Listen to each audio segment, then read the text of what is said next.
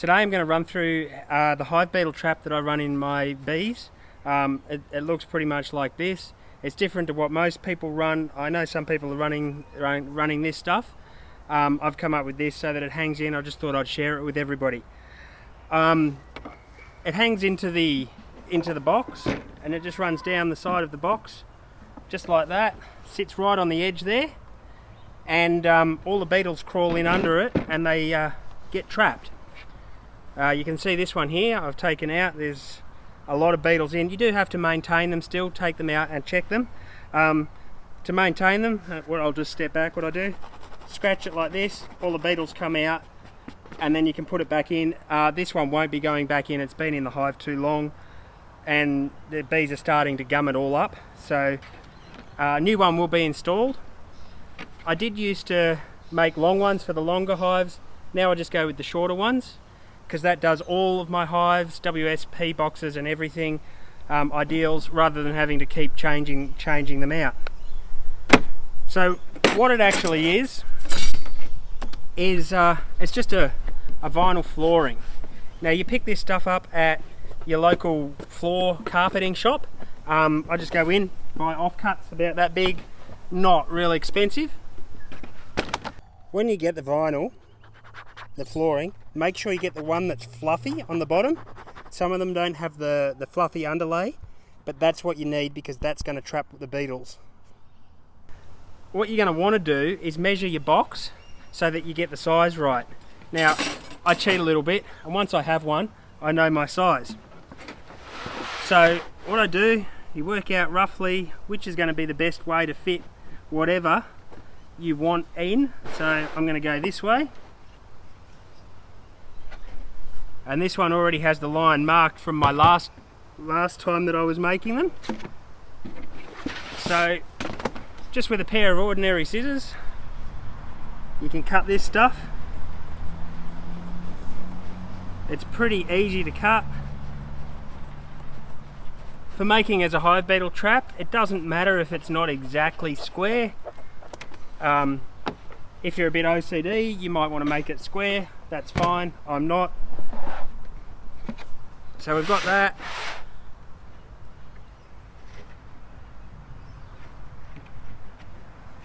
So I'll just do one today.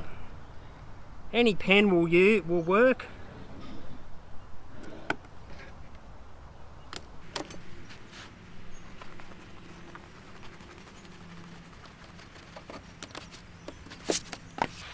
Now, what I use is this. It's a piece of sheet metal that's been cut into a thin strip and then folded. If you have access to a sheet metal bender, then that's really easy to do. You can fold that up. It works great. Lasts a long time. You can do it in a bench vise and just tap it over with a hammer. Put it in the bench vise and tap it over. If you don't have access to either of those things, I have had success in running a small wooden strip along and just staple gunning it to the wood along the top so that you have a rigid thing to hang in your frame. I went away from this because I found that the wood was too fat in the top to fit down between a lot of my frames and the side. It just made it too tight. Using the steel makes it a lot skinnier and a lot easier to put in. Now, because I'm on a nice plastic table here, I'm going to use a bit of wood. So what I do is I just put that in. That one's a little bit bent. We'll use this one, which is a bit straighter. So I put that in. Make sure it's about even overhang on each side. And then I use my hammer. And I just tap it along like this.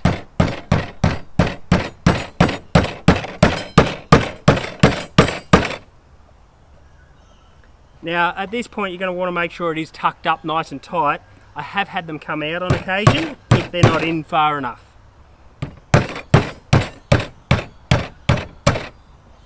Just like that. You can get it back in if it's not too late, so you don't have to start all over again.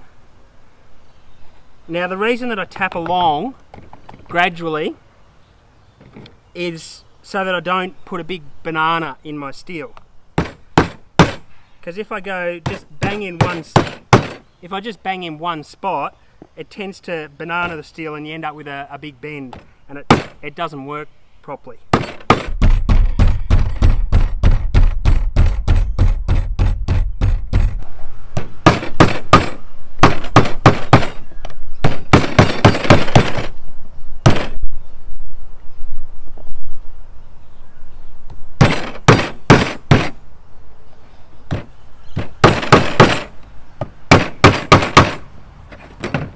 Now you do want to do it nice and tight, and I have got a little bit of a banana in that, you can see, so I can turn it over and tap it the other way.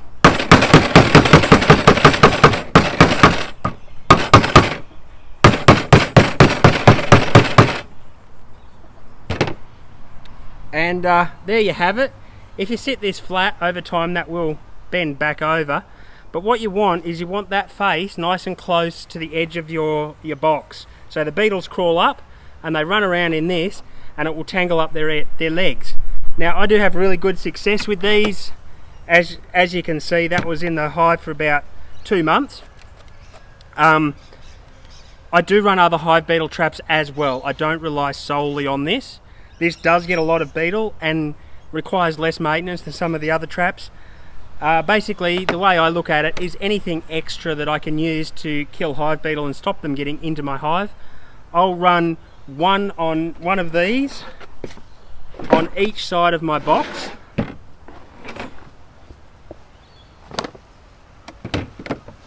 So I will usually run one on that side and one on that side facing out.